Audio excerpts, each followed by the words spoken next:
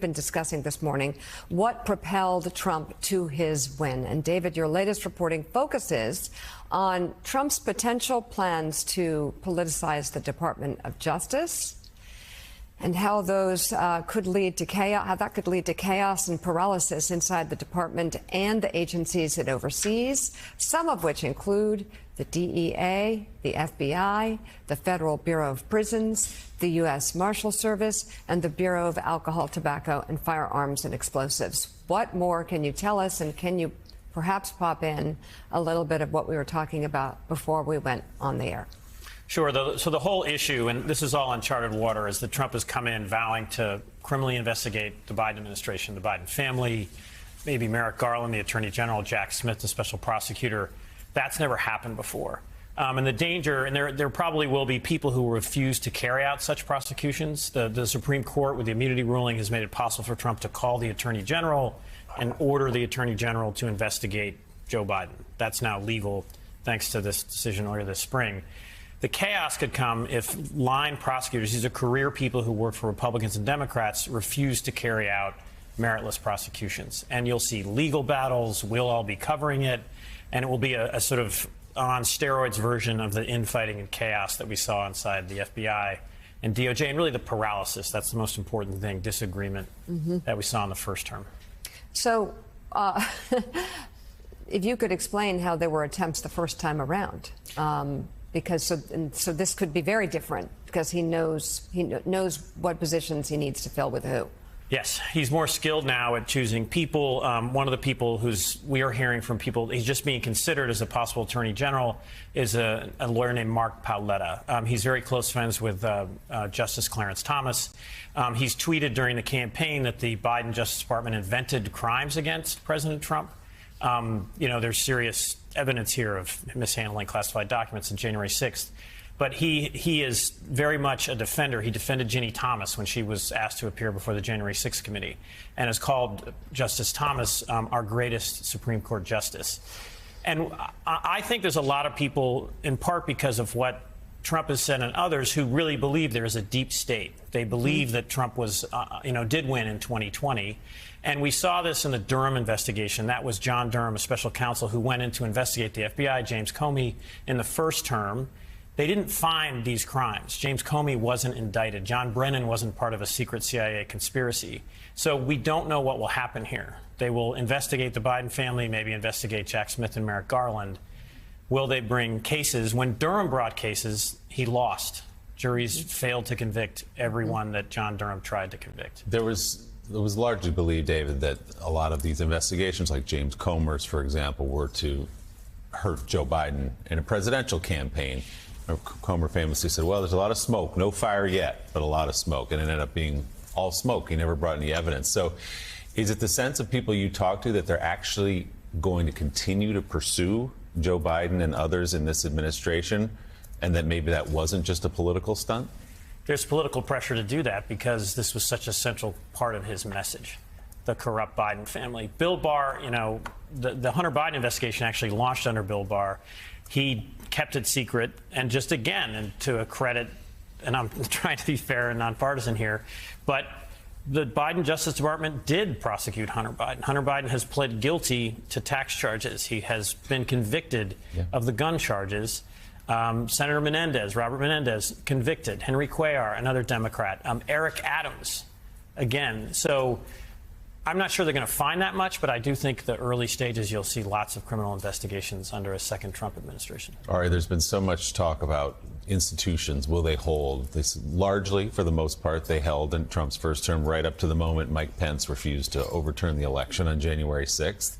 Fears this time that those institutional guardrails are not there.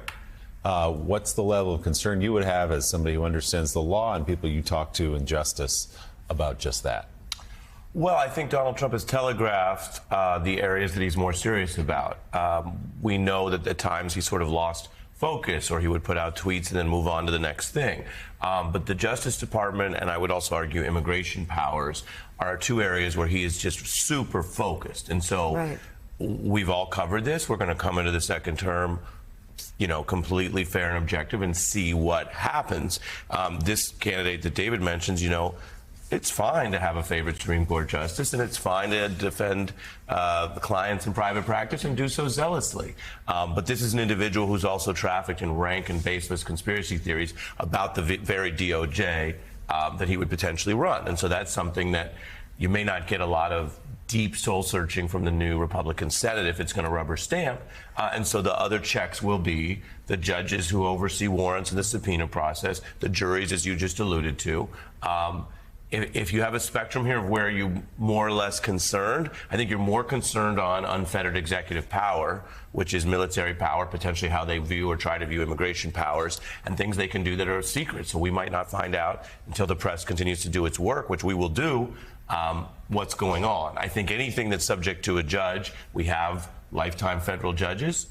Yes, you can try to forum shop. You can try to get it in front of a Trump appointee or whatnot. But we have a lot of other judges. We have an appeals process. We have these juries. And so those are areas where there's some guardrails.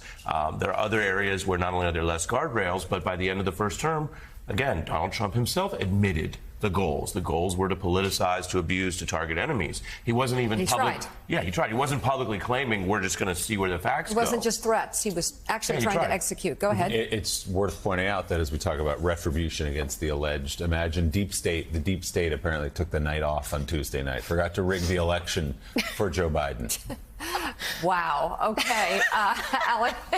Ali Vitale, how does this all relate to the now Republican-controlled Senate and the new members there, and potentially Republican-controlled House? And what David pointed out in the break, and that is that some of these people who are hired may just be actings, and they may not need any approval. Does that make sense? They may not be acting, and we'll see if they can get confirmed or not. It's why we're watching the margins in the Senate so closely. It was sort of a foregone conclusion that Republicans were going to be able to take control of the body, but having a 2 or 3 seat majority when you have people who are still thoughtful, like Susan Collins, like Lisa Murkowski, who don't just immediately vote along party line, having a larger majority means you need to worry less about them, especially when it comes to confirmations, which don't have to be subject to that 60-vote threshold that we often talk about. On the House side, when you talked about the James Comer investigations as all smoke but no fire, the biggest difference in the House right now is there's going to be a lot of smoke and no one left to open a window. Because what you have in especially the House Republican, whether it's the majority or the minority, but it's looking increasingly like it might still end as the majority, you have more people there. Anyone who was a Trump detractor is largely gone. And anyone who's in his allyship is probably going to have gavel power. Think about Jim Jordan, for example, who's going to continue most likely to be head of the Judiciary Committee. We saw what he did with subpoena power this time, but imagine what he does with subpoena power and a marching plan, especially when Donald Trump has made no secrets or no subtleties, as he never is, about what he wants to do in terms of the investigations that he wants his closest allies on the Hill to embark on. So I think the biggest thing that I hear about from Democrats, they say, well, we know what we're up against. We know the playbook. We know what this has looked like in the past. On the Republican side, they say the same thing. And there's also the potential that they're able to walk in with control of the House, Senate, and the White House. And that's exactly what they had in 2017. And I know these are serious times, but Willie did start with the smoke fire analogy. Go ahead. I heard you take that with the opening window. Yeah. We know that's off top. That has to be an ad lib because you got that live. So in the level of analysis, that's always exciting. In-game analysis of the analysis is a very meta moment. Yeah, that's really good. Let's take you. You're right when you say that the people who would stand in the way of Donald Trump are gone.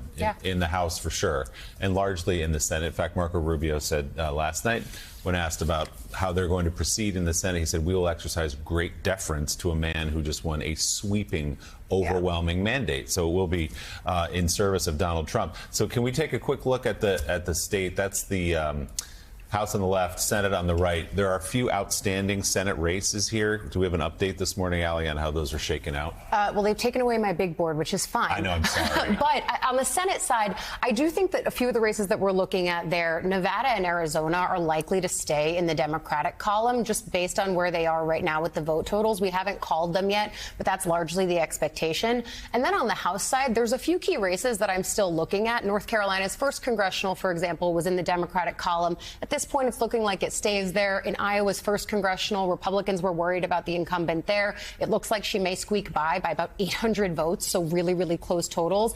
Maryland 6 is another one where it was a Democratic-controlled seat, but it's basically a 50-50 race right now. If the Republican is able to come out there, then, of course, that's notch another one in the Republican column. Redistricting is a really important story in this House right now because Democrats went in needing to only flip 4 seats. We say only, as if it's that easy. But really, they ended up needing to flip 7 because redistricting in North Carolina made it so that they were able to easily win 3 seats. So it's going to be a slim majority. It's still going to be tough for Mike Johnson, especially if they don't change that motion to vacate rule. But generally, Republicans, if they keep the majority, are going to march in lockstep. And then we see what kind of profile Hakeem Jeffries cuts as the leader of the opposition on the House side. So, David and then Ari, in your area of expertise, what do you think the most realistic potential is in terms of President Trump acting out on his threats when he assumes office? As the national security editor, I think we are going to cover him and fairly and factually and honestly. Yes. He will try to politicize the Justice Department, the FBI, the CIA, even, frankly, the healthcare, public health agencies, and try to just sort of different facts. Who are some of the people he's considering for those? They're all different people like Paoletta who come in with these beliefs about an RFK Jr. The check now is judges and juries, but it's civil servants who have worked in the federal governments for Republicans and Democrats. And right now, my colleague Sarah Fitzpatrick is reporting on this. People are deciding in the Justice Department whether they're going to wait and be fired when they refuse to bring a prosecution, or do they resign now? And these are people that I've written about a lot, and they are not a deep state. They are public servants. They don't make that much money being in government, but that's going to be the check. You know, an FBI agent who refuses to carry out an investigation without probable cause, a prosecutor who does that, you know, and a CIA analyst who's trying to present facts about Russia and China. That's a critical part of the policymaking process. So that's one of the biggest tests to come.